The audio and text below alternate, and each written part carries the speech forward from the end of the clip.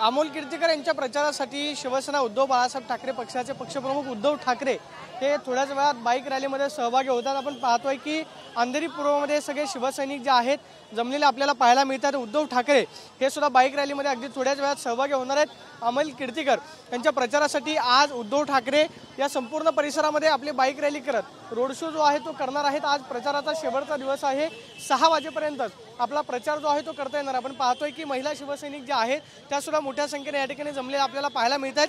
थोड्याच वेळात उद्धव ठाकरे ही या ठिकाणी येतील आणि त्यानंतर बाईक रॅलीची जी आहे ती सुरुवात होईल। मात्र आपण पाहतोय की सगळ्या शिवसैनिकांमध्ये एक वातावरण जे आहे ते आपल्याला पाहायला मिळतंय। आमदार ऋतुजा लटके ह्या सुद्धा ज्या आहेत त्या दाखल झालेल्या आहेत।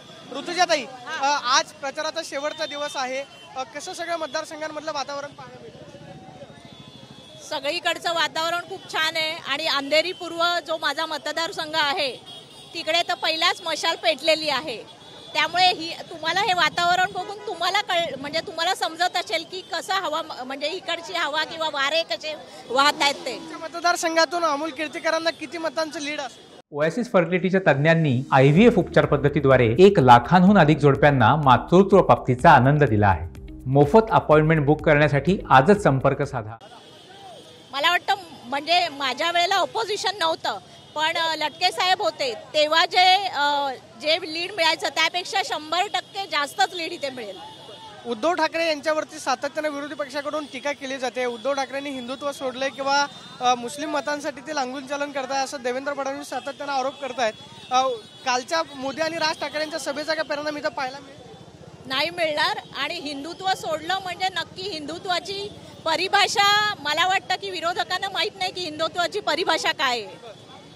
कालची जी सभा पार पडली, इंडिया अलायन्सचे महत्त्वाचे नेते कालच्या सभेला आलेले होते, कालच्या सभेनंतर वातावरण बदललेलं पाहायला मिळालं। तुम्ही कालचं जर आमच्या पक्षप्रमुखांचं भाषण ऐकलं असेल आणि त्यानंतर अरविंद केजरीवालांचं भाषण जर तुम्ही अजूनही ते सगळ्या लोकांपर्यंत पोहोचलं तर इकडची हवा कशी आहे आणि आमची शिवसेना उद्धव बाळासाहेब ठाकरे आणि आमचे पक्षप्रमुख यांचीच इकडे विजय होणार आहे आणि ह्यांचेच उमेदवार सगळे निवडून येणार आणि महाविकास आघाडीचे सगळे जेवढे मुंबईमध्ये 6 उमेदवार आहेत 6च्या 6 उमेदवार इथे निवडून येतील अशी मला आशा आहे। शेवटचा प्रश्न, काल देवेंद्र फडणवीस एका मुलाखतीमध्ये बोलताना असं म्हणाले की ज्यावेळेस रमेश लटके यांचं निधन झालं त्यानंतर आम्ही ठरवलं की ही जागा लढवायची नाही, मात्र जर कदाचित जागा लढवली असती तर चित्र वेगळं पाहायला मिळालं असतं। जनता ही खरं तर भाजपच्या पाठीशी राहिली असती, कारण मुंबई ही भाजपचा बालेकिल्ला।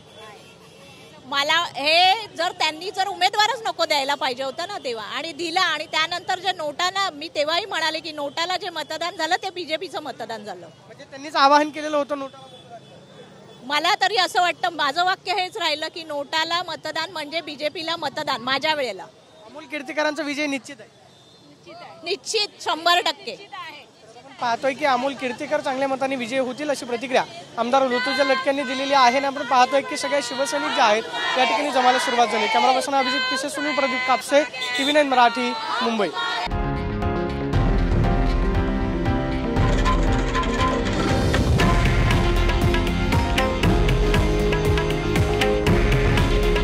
हे आहे देशातील नंबर 1 न्यूज नेटवर्क आणि आपण पाहत आहात TV9 मराठी। काळजी तुमची, हित महाराष्ट्राचं।